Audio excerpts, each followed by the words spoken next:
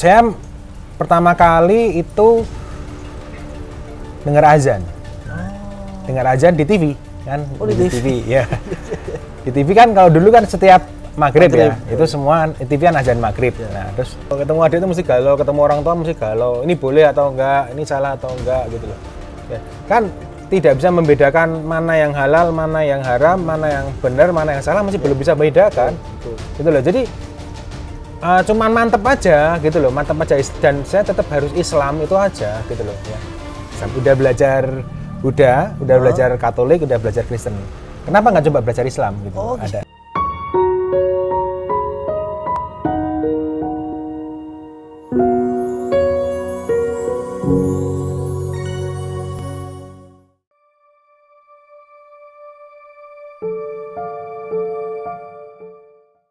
Assalamualaikum. Waalaikumsalam. Sehat ya? Alhamdulillah. Alhamdulillah ya. Ini siap minum es loh hari ini. Kok siap minum es maksudnya gimana? 2 minggu yang lalu mau minum es tuh nanti meler lagi gitu. Sakit kemarin kok? Ya, batuk pilek gantian ini. Anak-anak mulai batuk pilek lagi ya. Ini mungkin dari siap-siap juga. Tapi ini nggak es kok? Enggak. Gak apa-apa, yang penting sehat kok ya. Kok, kita mau ngobrol ini kok nih. Karena kan Ko Martin ini kan seorang, kalau saya nyebutnya udah muslim lah ya, bukan mu'alaf lagi ya. Seorang muslim, kan banyak kayak Ustadz Tababan aja masih disebutnya mu'alaf aja. Ya kan? Tapi gini kok, sebelum menjadi muslim itu kan pasti ada cerita. Ya kan, sebelum-sebelumnya. Ya, bisa dikatakan kisah spiritual lah ya, seperti itu. Nah, kita pengen tahu nih kok, kisah spiritualnya Ko Martin waktu itu gimana sampai Ko Martin itu bisa memeluk Islam dan semangat dakwah sampai saat ini tuh. Ya, kalau saya sendiri tuh untuk cerita tuh butuh ilmu ternyata. Betul. Ya, kalau nggak punya ilmu itu maka kita nggak bisa mendeteksi apa-apa yang sudah terjadi pada kita, ya kayak angin aja. Gitu. Tapi kalau begitu ketika belajar ya, saya waktu itu belajar tentang namanya hidayah. Nah, karena apa? Karena ini mau Ramadan, setiap bulan Ramadan saya selalu disuruh ngisi. Tapi awal-awal saya ketika syahadat itu hidayah itu apa gitu loh. Apa ya hidayah ya? Terus hidayahnya Ko Martin apa gitu loh. Nah, ini persepsi yang kadang-kadang bagi beberapa orang tuh kayak hidayah itu instan gitu loh. Jadi kayak kamera digital, cepret langsung jadi gitu kan. Gitu. Padahal kalau mie instan pun harus dimasak dulu kan gitu. Nah, ternyata hidayah nggak bisa instan. Nah, ternyata hidayah saya tuh banyak ternyata. Gitu. Jadi nggak cuma 1-2 kali gitu loh. Ya, hidayah itu banyak ya. Yang pertama hidayah dari orang-orang terdekat kita, atau yang namanya orang baik itu tetap baik ya. Orang Cina baik ya tetap baik. Orang Jawa juga baik ya. Orang Betawi juga gitu. Orang Betawi jahat juga ada orang. Jadi baik buruk itu bukan karena suku, bukan karena sesuatu hal, tapi baik tetap baik, buruk tetap buruk. Nah, itu jadi pegangan saya juga salah satunya ya. Nah, tapi ternyata kalau kita terus-terusan membedakan mana baik mana buruk itu berdasarkan manusia, nah ternyata akhirnya kan banyak yang apa ya, bikin galau, bikin ini sebetulnya yang benar siapa sih gitu ya, ini sebetulnya yang benar siapa gitu loh. Nah, kalau kita nggak punya pegangan itu ya kita nggak bisa. Nah, saya pertama kali itu dengar azan di TV kan. Di TV ya. Di TV kan kalau dulu kan setiap maghrib ya, itu semua TV kan azan maghrib. Nah, terus kelihatannya waktu itu nggak ada siapa-siapa di rumah selain saya gitu, atau di depan TV yang saya sendiri, kurang lebih gitu. Saya ngeliat bacaannya, ayo raihlah kemenangan kan gitu ya, gitu loh. Ayo sholat gitu loh. Terus saya lihat tuh nggak ada yang aneh, nggak ada yang salah gitu loh. Tapi kok bagi beberapa orang begitu aja diganti gitu loh, atau ada yang menunjukkan ekspresi alah azan gitu ya, kayak gitu. Tapi bagi saya nih, ini nggak ada yang salah gitu loh, ini nggak ada yang ini gitu ya. Bahkan termasuk hidayah di awal tuh, kalau buka puasa dulu kan ada film banyak banget kan gitu loh. Nah, film-film religi itu saya suka gitu loh. Ya, film-film religi itu saya suka gitu loh. Dan lumayan apa ya, lumayan masuk akal lah, masuk akal. Jadi film-film religi yang ada itu lumayan masuk akal gitu. Ya, terus kemudian apa ya, kalau dibilang teman-teman tuh mungkin dulu karena kebutuhan marketing. Karena kebutuhan marketing, salah satu market kan ketemu dengan orang Islam, sama orang Islam kan harus ngomongnya nyambung kan gitu. Nah, jadi kalau senggang-senggang itu hari Minggu ya, itu nonton Agim ceramah di TV juga gitu. Jadi saya sering nontonin Agim ceramah di TV juga gitu. Jadi biar tujuannya biar bisa nyambung sama teman-teman kalau kita mau jualan gitu. Oh, gitu, tujuannya itu ya. Nah, itu ide-ide ya. Oke. Nah, tapi ternyata setelah belajar kita kalau wasada itu nggak cuma bisa seperti itu, tapi harus ada yang ngajak. Ya, yuk belajar Islam. Gitu loh. Yuk masuk Islam. Kan ada yang ngajak gitu loh di situ, ya. Ada beberapa tapi jarang ya, dari saya ketemu dengan teman-teman mualaf tuh jarang banget yang saya mau jadi Islam, itu jarang banget ya. Banyak kan ngajak atau diajak atau belajar dengan diajak dengan diskusi gitu loh. Nah, itu setelah selesai kuliah ya, gempa tapi nggak ada hubungannya sama gempa ya, hidayah saya. Saya ngobrol sama teman-teman ya posisinya gini, lagi ngobrol mangan gitu, ngobrol nyantai gitu ya, obrolan nyantai gitu loh. Nah, udah belajar Islam, udah belajar Buddha, udah belajar Katolik, udah belajar Kristen. Kenapa nggak coba belajar Islam gitu? Ada. Jadi ngobrol sama teman-teman itu ada berempat, berlima gitu. Ya sama kalau nggak salah di Angkringan waktu itu ngobrol gitu. Nah, kenapa nggak belajar Islam? Kenapa harus belajar Islam ya, tanya gitu. Nah, Islam ini ada penyempurnaan ajaran dari ajaran yang sebelum-sebelumnya gitu. Masa kayak gitu? Gitu loh. Nah, saya jadi tertarik untuk belajar kan, namanya belajar kan bebas kan gitu loh di situ. Ya udah saya jadi tertarik untuk belajar gitu. Nah, terus waktu itu ya disarankan untuk ya sudah kalau mau belajar ya belajar sholat. Kalau orang Islam tuh biasanya sholat. Oh, disarankan seperti itu ya belajar sholat gitu. Disarankan seperti itu. Nah, sholat itu apa yang diajarin gitu loh. Nah, salah satunya ya dia kasih sholat itu belajar namanya harus bisa baca Al-Fatihah. Nah, Al-Fatihah itu saya gimana gitu loh. Nah, dikasih gitu loh. Tulisan Arab tuh? Enggak, tulisan Latin tapi bacaannya gitu loh. Oh, bacaannya. Ya. Bismillahirrahmanirrahim, Ar-Rahmanirrahim, Maliki Yaumiddin gitu. Seminggu tuh kayak ini tuh ngapa ya gitu loh. Ini berat gitu loh. Nah, terus gimana? Ini artinya apa? Ini artinya apa? Gitu. Nah, terus di sini artinya di bawah. Nah, saya baca sama artinya. Beberapa kali gitu. Nah, saya mulai tertarik dengan baca itu tadi Sirotol Mustaqim, jalan yang lurus. Wah, ini luar biasa nih. Tunjukkanlah aku jalan lurusmu gitu kan. Itu luar biasa bagi saya gitu. Nah, saya bertanya sama teman-teman tuh nggak bereaksi gitu. Kayaknya Sirotol Mustaqim itu biasa aja. nggak ada getaran gitu ya. Ketika ayat-ayat Allah gitu dibacakan, ternyata nggak ada getaran jiwa dalam mereka, nggak ada. Tapi bagi saya itu luar biasa. Waduh, gitu rasanya gimana gitu loh. Nah, terus lanjut belajar sholat ya, belajar sholat gitu. Terus kalimat syahadat pun sudah dikasih ke saya, tapi saya nggak tahu itu kalimat syahadat dan saya nggak tahu apa itu dan maknanya apa, nggak tahu. Tapi kan belajar rutin gitu, urut gitu kan, belajar urut gitu. Terus sampai suatu ketika saya tuh tertarik banget sama Sirotol Mustaqim itu, terus kemudian saya nanya, kalau emang jadi Islam tuh gimana sih prosesnya? Gitu. Ya, kan saya sudah tahu proses-proses yang agama yang lain kan. Gitu. Nah, kalau yang dari Islam gimana? Oh, caranya ya baca kalimat syahadat itu sebetulnya sudah cukup dan masuk Islam. Berarti saya sudah dong, saya bilang gitu. Kan saya sudah belajar tuh, belajar sholat dan saya sudah ngucapin kalimat syahadat kan gitu. Berarti sudah selesai dong gitu loh. Oh ya belum. Nah, gimana? Di depan orang Muslim siapa aja boleh gitu, terus diniatin masuk Islam, udah selesai gitu. Gitu ya? Gitu. Masih mikir-mikir ya. Saya masih mikir-mikir gitu. Terus akhirnya suatu saat saya ngobrol sama temanku, ya udah saya masuk Islam aja. Jadi tapi di hadapan teman saya saja gitu loh. Ya di hadapan teman saya saja yang saya nggak tahu dia ibadahnya bagaimana, pengetahuan agamanya gimana gitu loh.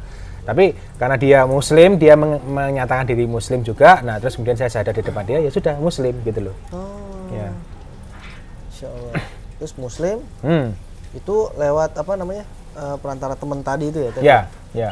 Itu prosesnya berapa lama kok dari apa namanya dari Buddha, terus Katolik, Kristen ke Islam? Kalau itu ya kan dari kecil Buddha itu. Kecil ya. Itu kan kuliah selesai kan. Gitu. Kalau Katolik sama Kristen kan karena sekolahnya Katolik sama Kristen. Gitu. Oh gitu, ya. Berarti tertarik dengan Islam setelah lulus kuliah atau setelah kuliah dikasih tahu informasi tadi, ini adalah penyempurnaan dari agama-agama sebelumnya. Gitu. Oh, pas ngumpul tadi itu ya? Sama teman-teman, teman-teman kuliah gitu. Padahal itu juga banyak non-muslimnya di situ sebetulnya. Berarti kalau kemarin tadi tertarik sama Islam tuh salah satunya gara-gara Sirotol Mustaqim itu. Ya, salah satunya ya. Apa sih kok? Maksudnya memaknai Sirotol Mustaqim tuh waktu itu apa gitu? Kok bisa sampai tertarik gitu? Assalamualaikum sahabat wakaf, berwakaf di BWA mudah loh. Cukup menggunakan handphone sahabat saja. Caranya, buka browser di handphone sahabat, lalu klik www.bwa.id. Scroll ke bawah, pilih salah satu program yang ada di BWA, lalu klik dan pilih donasi. Mudah kan? Ingat wakaf, ingat BWA. Ya kalau bahasa saya sih mungkin kayak naluri kita kan. Sebetulnya tuh kita itu mau dibawa kemana? Kalau mau dilihat pengalaman spiritualnya yang lebih panjang lagi tuh saya ngelihat ada teman saya ya, tapi nggak apa-apa ya nyebut agama yang lain gitu ya. Ada si Fulan ini tuh dia itu Kristen. Oke. Tapi dia cara solusinya itu Katolik lah kan gimana? Beda ya. Lah bukannya sama Kristen sama Katolik? Beda. Oh, beda. Beda. Ya, salah ada satu doa yang beda. Nah, waktu itu karena ada kejadian si Fulan itu emosi berat, stres gitu, ya semua kaca-kaca yang ada di rumahnya dipecahin sama dia. Oh, ya. Karena dia fighter kan, dia bela diri kan gitu Iya, loh. iya. Dipecahin gitu. Nah, terus saya nggak ngubris dia. Nah, terus dia bilang gitu, "Koh, mbak aku di antar jemput kalau kuliah gitu loh, nggak apa, kan gue ngerti dewe tanganku luka-luka gitu, nggak bisa bawa motor gitu loh. Motormu tinggal tempatku aja, aku nanti motor kita boncengan gitu." Nah itu, karena boncengan itu saya jadi tahu, dia pulang kuliah itu, ini kan orang Kristen, dia doanya di tempat orang Katolik. Oh iya, jadi maksudnya ketika Ko Martin menyadari bahwa Shirathul Mustaqim adalah membantah lah tadi yang Ko Martin lihat ya, ketika ada orang Kristen tapi doanya Katolik, gitu ya, begitu ya? Ya, saya mencari perjalanan mana jalan yang benar. Oke. Ya, betulnya kalau mau dilihat flashback lagi itu kelas 2 SD waktu itu ada momentum itu ketika membayangkan meninggal ya, karena kakek meninggal, nenek meninggal. Nah, Kelas 2 SD itu udah membayangkan meninggal. iya, bayangin meninggal. Jadi karena nggak ada maklumat jadi blank kan, Iya, jadi betul, hitam, betul. black out kan gitu. Jadi nggak tergambarkan. Nah, Yes.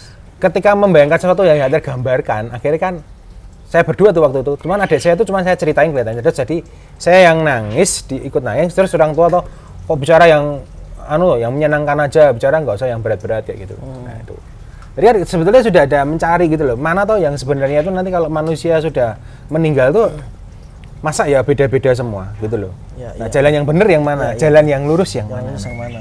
Gitu. Berarti ketika selama pencarian itu mencari jalan yang benar. Ya benar dan Ko Martin lurus. itu, benar dan lurus ya. Karena kan di situ ya cuman Islam ya, kok ya. Ketika Ko Martin menemukan Shirathul Mustaqim itu ya, terjawab semua pertanyaan Ko Martin di situ. Belum. Oh, Itu belum. baru satu. Oh, baru satu. Itu baru satu. Nah, kenapa? Karena perjalanannya itu saya juga belum tahu pentingnya sholat itu wajib, itu juga belum tahu. Jadi cuma Islam gitu aja, tapi nggak tahu sholat itu wajib, nggak tahu. Berarti sempat Islam KTP. Itu berapa lama kok kayak gitu kan?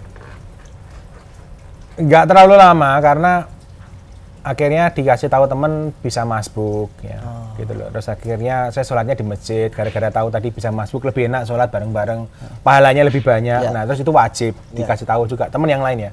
Jadi ngobrol, kenapa sih masuk Islam? Nah terus dia akhirnya ngasih banyak masukan dan akhirnya saya berubah ke sana. Akhirnya saya sholat di masjid gitu ya. Itu sempat tuh diketawain sama simbah-simbah tuh.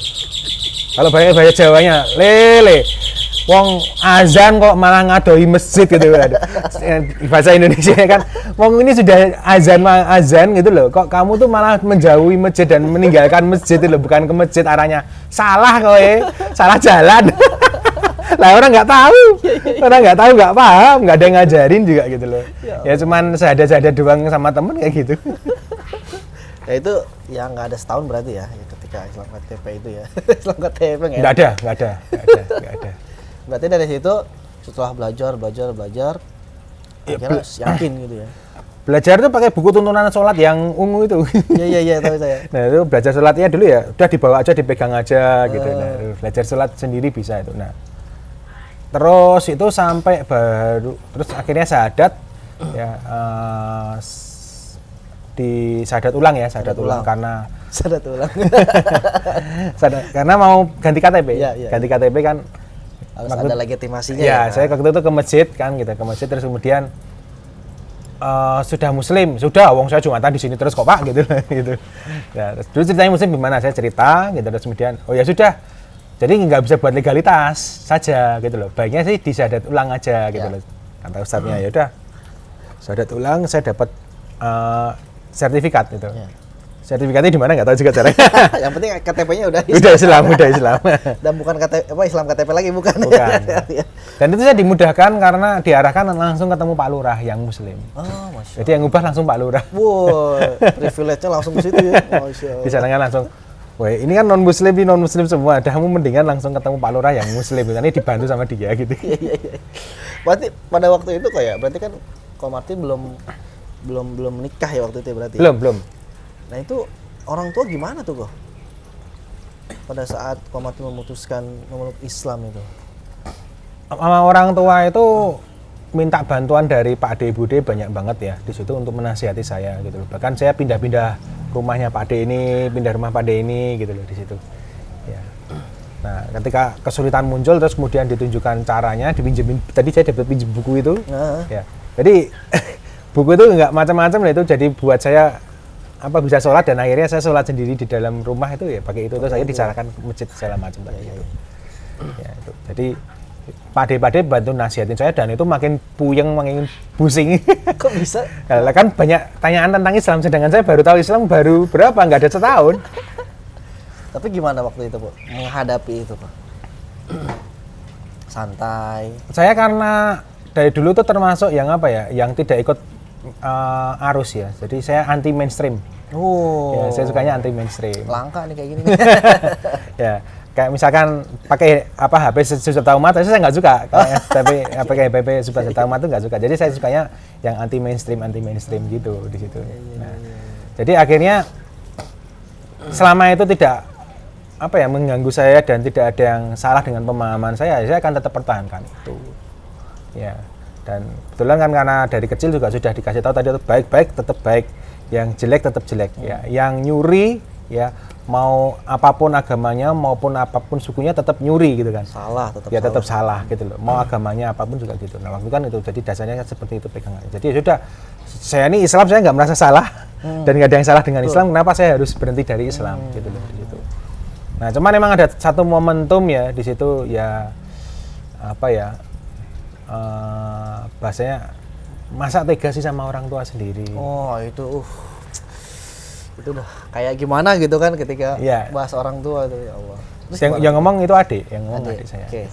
Ya, jadi itu mulai naik turun gitu. Jadi kan defensif ya, waktu itu kan defensif. Kan sudah lama nggak ketemu, terus tiba-tiba ketemu itu dikasih tahu, masa kamu tega gitu loh. Ya, karena tetap dianggap ya pengennya kan kembali ke agama yang sebelumnya kan gitu. Ya sudah. Akhirnya saya tetap naik turun itu tadi. Kalau kita nggak ngaji, kita nggak belajar lagi, nggak ada yang ngarahin ya, itu nggak ada tempat rujukan bertanya gitu, dan itu bisa salah kaprah gitu loh ya. Jadi KTP-nya sudah Islam, ya sudah sholat 5 waktu di masjid, tapi nggak tahu apakah saya ini benar atau salah Masian. Si galau naik turun lagi galau lagi. Kalau naik turun nggak apa-apa, tapi Tetap Islam tetap sholat. Nggak keluar masuk ya? Enggak. terus kok? Sholatnya tetap, ya Jumatan juga tetap gitu loh ya. Nah terus sampai satu momen tuh saya nulis sesuatu di Facebook terus akhirnya kelihatannya ini antara fikih sama tauhid. Nah saya nggak mudeng juga ini apa ini. Iya, waktu itu nggak. Ada yang Mas Desban ya namanya tuh. Dia Chinese generasi kedua yang muslim, orang tuanya yang mualaf gitu loh. Mas Desban itu inbox saya, kayak Koko ini bingung nih antara tauhid ya sama fikih gitu loh. Apa itu fikih, apa itu tauhid? Saya nggak pernah belajar, nggak pernah ada yang ngajarin juga gitu loh. Gitu namanya tauhid itu akidah. Nah, akidah itu mengenal diri sama Allah gitu loh, mengenal Allah gitu loh. Terus gimana caranya? Minta alamatnya, dikirimin itu buku. Ya. Universitas Islam Indonesia, pelajaran kuliah mata kuliah agama Islam semester 1. Saya baca itu. Saya baca terus itu sudah mulai zaman YouTube sih waktu itu. Terus saya cari lagi satu-satu ya balik lagi ke waktu itu ya Agim sama Yusuf Mansur yang waktu itu di YouTube pertama kan mereka kan berdua itu. Nah, jadi belajar tauhid sama akidah ya sama mereka itu. Di situ. Terus akhirnya saya memutuskan kelihatannya saya ini harus lebih serius lagi. Saya waktu itu disarankan sama Pak D ya waktu itu. Kalau kamu udah beda agama, kamu sama orang tua nggak bakal bisa tinggal serumah tuh dengan enak. Diskusinya juga nanti nggak enak gitu. Lah, kamu harus siap mandiri, hidup sendiri gitu loh. Ya sudah. Poinnya saya merasa sudah kayak harusnya ke sana. Terus akhirnya saya minta telepon ke Pak D, terus Pak D yang suruh ngomong sama orang tua. Jadi diizinkan. Nah, diizinkan terus akhirnya saya nyari tempat kerja yang memang bisa tinggal di kantor. Oh, Masya Allah. Dapat tuh? Dapat. Alhamdulillah. Dapat tuh. Ya. Kerja di kantor. Di Jogja? Di Jogja. Jogja itu. Nah, tapi di Jogja itu teman-temannya juga itu, tempat mainnya juga itu, jadi pergaulannya juga itu gitu ya. Jadi kan orang blacksmith ya, pandai besi, ya tetap baunya gosong gitu loh tetepannya. Oh, itu masa-masa naik turun itu ya? Ya. Naik turun ya. Nah, terus kemudian ya sudah saya ke mana? Ditawarin ke Bandung. Nah, ditawarin ke Bandung, saya Bandung. Nah, di Bandung dapat kos, saya kemudian cari kos yang sebelah masjid. Oh, nggak di kantor lagi ya? Enggak. Teman kantor nggak jelas gitu kok juga agamanya bagus, kuat, intelektual gitu, tapi toh lagi galau kok. Nggak Jumatan dulu. Lagi M. Lagi males. Ada lagi yang satunya lagi. Aku sudah lupa kapan Jumatan. Aduh, nggak jelas semua kayak gitu kan jadinya. Nah, terus akhirnya saya di Bandung itu dapat kos-kosannya habis kontraknya, terus saya pindah sebelah masjid. Nah, ya, Masjid Al-Bayyinah. Al-Bayyinah di Bandung ya? Ya, Masjid Al-Bayyinah. Berapa lama tuh di Bandung? Di Bandung itu hampir 3 tahun, tapi Bandung itu bolak-balik Jakarta Bandung, bolak-balik Jakarta Bandung di situ. Biasa ya. Nah, itu mulai ngaji rutin di masjid. Nah, itu. Oh, di situ, dari situ. Jadi di Bandung ya? Ya. Sama ustadz di sana gitu ya? Ya momennya di Jogja, karena di Jogja kita terus nanti saya tahu tempat main, tahu gitu. Kalau di Bandung, ya nggak usah cari tempat main lah gitu loh. Nah, akhirnya kemana? Ke Geger Kalong, mainnya ke sana. Tapi kalau boleh tahu nih, ketika transisi itu ya, itu ada nggak sih hambatan-hambatan yang dialami sama Ko Martin waktu itu sampai akhirnya tuh yakin gitu. Yakin saya yang bukan di Bandung. Di Bandung itu kan saya masih ada satu puzzle, yaitu cinta Allah, cinta Rasul itu kayak gimana? Itu nggak ketemu. Ya. Terus gimana tuh hambatannya? Hambatannya masih galau lagi, jadi ketemu adik itu mesti galau, ketemu orang tua mesti galau. Ini boleh atau enggak, ini salah atau enggak gitu loh. Ya, kan tidak bisa membedakan mana yang halal, mana yang haram, mana yang benar, mana yang salah, masih belum bisa membedakan. Betul. Gitu loh. Jadi cuman mantep aja gitu loh, dan saya tetap harus Islam itu aja gitu loh ya. Bahkan ketika waktu di Bandung itu saya sempat difasilitasi ta'aruf sama teman-teman kantor. Nah, terus kemudian kalau memang serius saya terus akhirnya suruh ketemu orang tuanya, saya ketemu orang tuanya. Terus kalau memang serius itu lebaran itu saya ketemu keluarga besar. Jadi sudah terus akhirnya Idul Adha saya nikah. Nah, itu sama takmir Masjid Al-Bayyinah itu, untung saya aktif di masjid, kalau nggak ada siapa yang nganterin coba. Orang tua jauh lagi. Orang tua nggak mau nganterin. Benar, orang tua nggak mau nganterin ya. Ya Allah, berarti jadi, gimana? Ketua takmir masjid itu yang nganterin. Masya Allah. Berarti orang mana istrinya kok? Orang Kudus. Orang Kudus ya? Ya, orang Kudus. Nggak terlalu jauh lah dari Jogja ya. Dekat ya. Masya Allah. Anak sekarang udah berapa kok? Anak 3. Wah, mantap. Berarti nggak ada hambatan yang berarti ya di situ ya? Ya naik turun itu saya salah nggak toh agama Islam itu muncul di sini, tapi saya nggak berhenti sholat, nggak berhenti Jumatan, nggak gitu loh. Terus bagaimana membuktikannya gitu loh di situ. Terus saya ini masih ada satu pertanyaan yang saya tanyakan kebanyakan orang itu nggak bisa jawab. Bagaimana saya cinta Allah dan cinta Rasul itu? Pertanyaanmu berat. Tapi akhirnya ada yang jawab nggak itu? Akhirnya kan ternyata belajar tauhid sama akidah aja itu nggak cukup, gitu loh ya. Tauhid sama akidah itu nggak cukup kalau belum namanya itu kita mengenal bahwa Al-Quran itu kalamullah dan memang langsung dari Allah.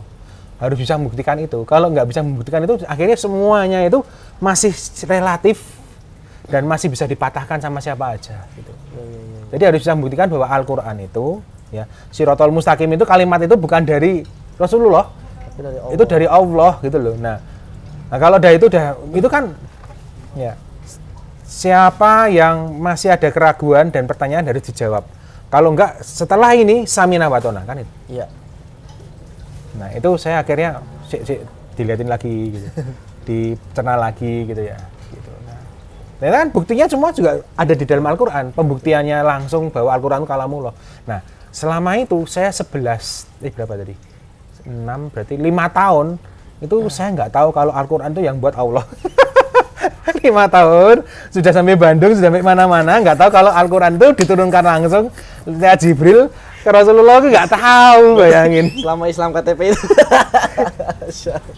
Akhirnya pas di Bandung itu baru tahu gitu ya? Enggak, pulang ke Jogja dulu. Oh, Jogja dulu? Pulang ke Jogja dulu. Nah, di Bandung mulai kan sudah tahu udah bener. Nah, terus kemudian apa yang di dalam Al-Quran jadi perhatian, riba. Ya. Nah, riba itu batasnya seperti apa? Ya, pakaian yang pakaian hijab itu seperti apa? Itu kan pertanyaan banyak lagi. Betul. Gitu. Tapi sudah mulai mengarah gitu lah. Tapi akhirnya yang penting hal-hal fikih itu pelan-pelan belajarnya. Karena kalau enggak nanti ini nggak boleh, itu nggak boleh, itu salah. Betul. Ini sama ini serang-serangan. Betul. Bantah-bantahan gitu lah. Gitu. Nah itu kan tambah ruyem sebetulnya gitu lah. Tapi terus akhirnya saya pokoknya jadi pemberhatian. Tapi ini belajarnya kemana ya? Gitu lah. Di situ. Berarti memang benar-benar hati-hati ya komandan waktu itu ya? Ya, jadi menurut saya ketika saya sudah Islam bener, nah itu ketika sudah memakai Islam dalam hidup saya. Wah, Masya Allah. Bukan seperti yang sebelumnya. Ya? Diterapkan gitu. Diterapkan, jadi nggak berani sembah. Jadi mau ngapa-ngapain diem dulu. Ini boleh nggak ya? Mau makan? Ini halal atau haram nggak ya? Iya. Gitu loh. Kalau sebelum titik saya memahami itu, enggak. Hajar aja ya? Hajar aja. Halal, haram, hajar. Iya. H3 ya?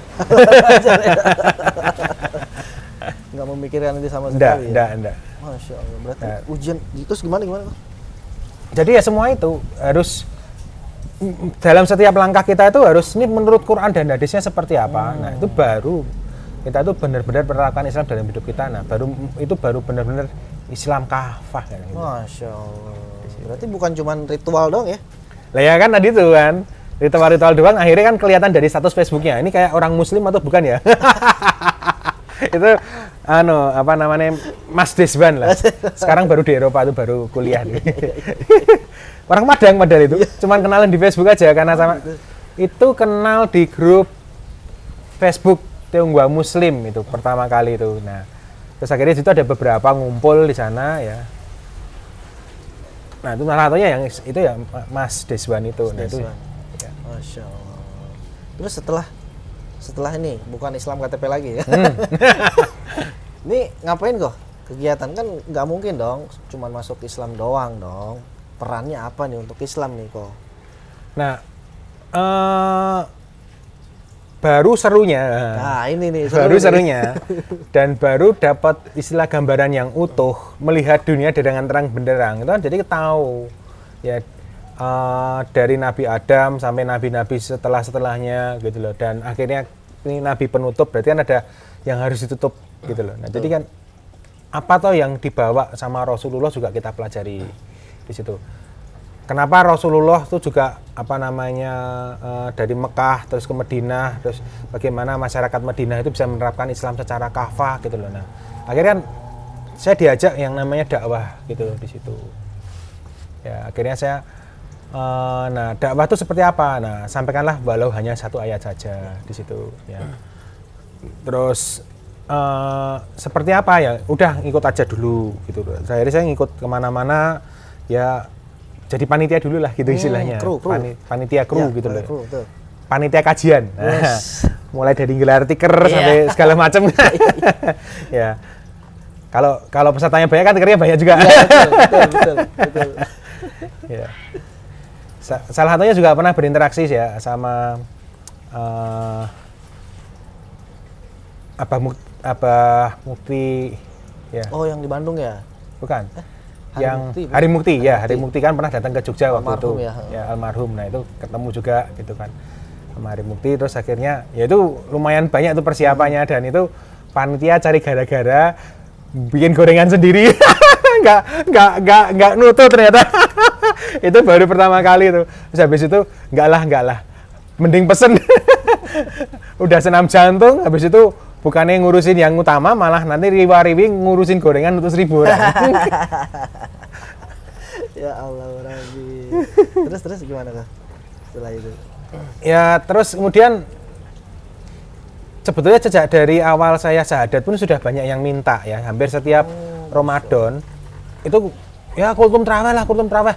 Lah aku bahasa Arabnya nggak bagus, bacaannya juga nggak bagus, itu nggak apa-apa, cerita kisah hijrahnya aja. Nah hijrah itu apa? Aku yang nanya sama panitianya sama takmirnya itu loh, ceritain kemarin masuk Islamnya ceritanya gimana? Lah ceritanya apa ya? Saya bilang gitu, karena nggak tahu penyebab utamanya saya masuk apa tuh yang disebut hidayah itu nggak tahu, karena belum belajar apa itu hidayah. Hidayah itu makanan apa sih gitu? Nah itu jadi nggak tahu di situ. Jadi ya saya cerita ngalir apa aja gitu, terus gitu. Jadi setiap bulan Ramadan tuh. Nah terus akhirnya ya momentumnya itu diminta juga sama kisah hijrah, tapi udah mulai karena saya sudah aktif di masjid ya, sudah aktif di beberapa komunitas tuh sudah mulai akhirnya banyak, tapi komunitasnya banyak kan TPA itu banyak yang manggilnya.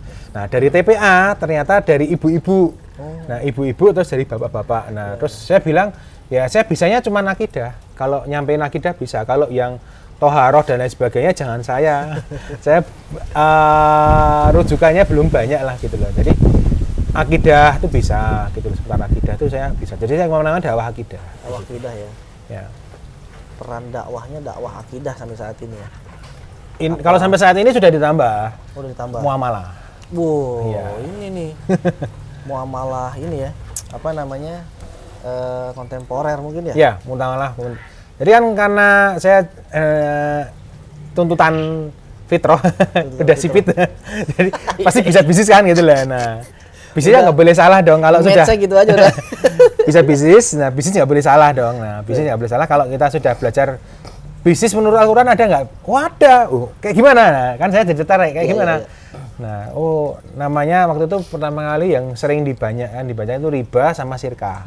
Riba sama sirka. Wah, riba itu seperti ini gitu. Nah, namanya kalau kita nggak belajar dengan serius itu kadang-kadang kena jebakan riba lagi. Betul.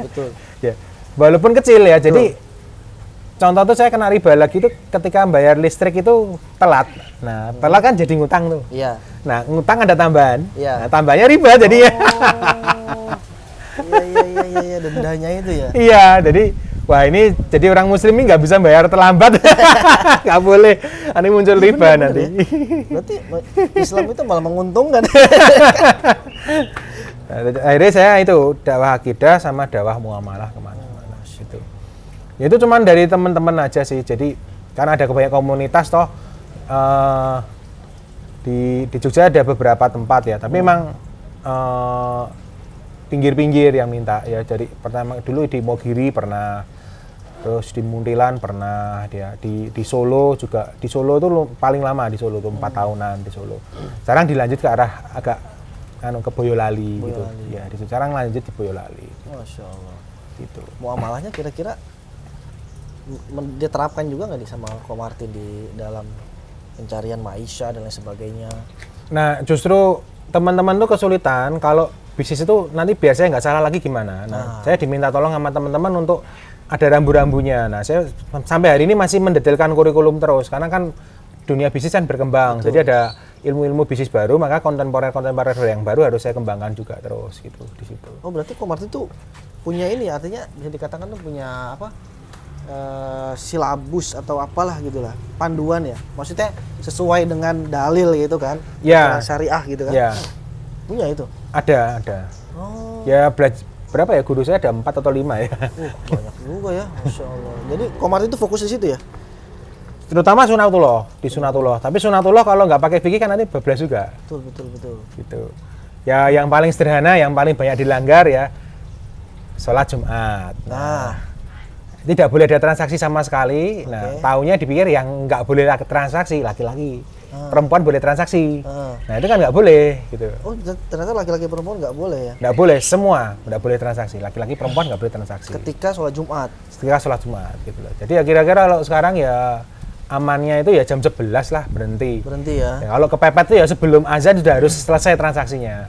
Dan soalnya kadang-kadang kan pulang anak sekolah tuh, ngantar pulang anak sekolah. Nah, saya sama istri toh, pokoknya begitu masuk mobil, biayanya berapa langsung bayarkan gitu loh. Ya, sama. Dan drivernya harus perempuan loh ya, karena saya nggak ada kan. Nah langsung bayarin aja itu sama drivernya gitu loh. Langsung dibayar itu aja. Keburu aja nanti nggak boleh bayar kamu. Iya benar. Oh, sampai begitu ya? Iya, saya banyak belum tahu loh kok. Banyak loh, karena kan apalagi sekarang ketika azan aja masih banyak angkot yang berkeliaran dari Jakarta. Padahal itu kan berarti jatuhnya haram dong kalau kayak gitu. Ya nggak boleh, haram. Berarti uang yang diterima itu haram. Ya. Nah haramnya itu yang memberikan atau yang menerima? Sama aja. Oh sama aja. Dua-duanya, nggak boleh transaksi kok, gitu loh. Ini saya mendapat ilmu baru nih.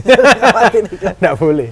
Nah kalau boleh tahu dong kalau untuk Ya. muamalah nih, selain yang tadi Ko Martin sebutkan itu, berarti Ko Martin itu apakah membuat satu satu entitas atau lembaga untuk fokus mendakwahkan ini atau gimana tuh? Karena kan bisa dikatakan muamalah ini kan sangat-sangat penting kok saat ini kok. Kalau saya biasanya sih tidak pakai bendera apapun, yang ada nama kurikulumnya ya.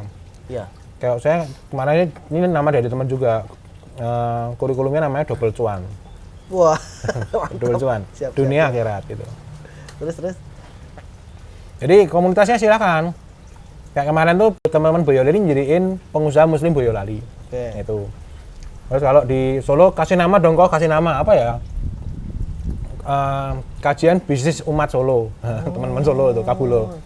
Ya kalau Kabulo tuh kalau lumayan aktif di Solo pasti udah tahu namanya kalau Kabulo karena udah 4 tahun di sana. 4 tahun di sana ya. Ya. Berarti Ko Martin itu yang katakanlah gini, membuat kan punya ide nih kan, punya ide tadi itu kan untuk ya bisa dikatakan trainer juga kali ya Ko Martin ya? Enggak juga sharing aja lah. Sharing ya? Sharing aja. Oh, mungkin merendah.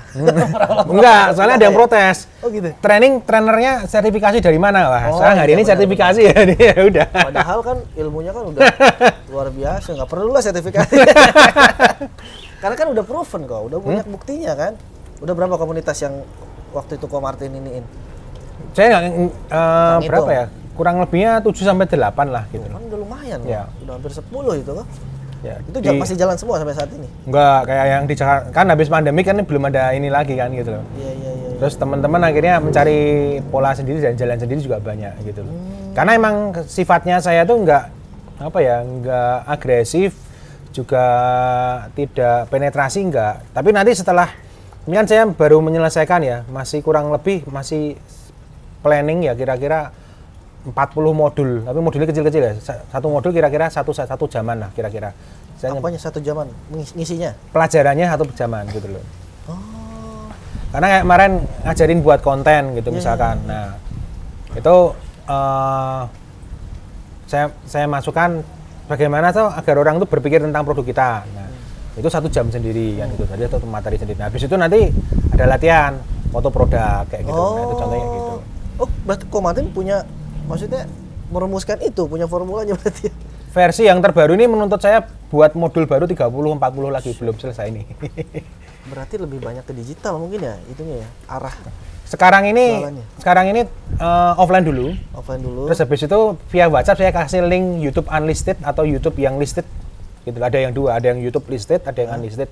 Saya kasih ke mereka untuk belajar gitu loh. Karena dari mereka rata-rata nyocokin waktunya juga udah susah gitu loh. Nah, nanti kalau sudah ketemu teman-teman yang istiqomah, nah itu enak, nanti kalau udah istiqomah nanti baru diarahkan gitu loh. Gitu. Dan alhamdulillah ini versi 1444 Hijriah itu lumayan biasanya ini kayak gini nih terjadi kalau lebaran.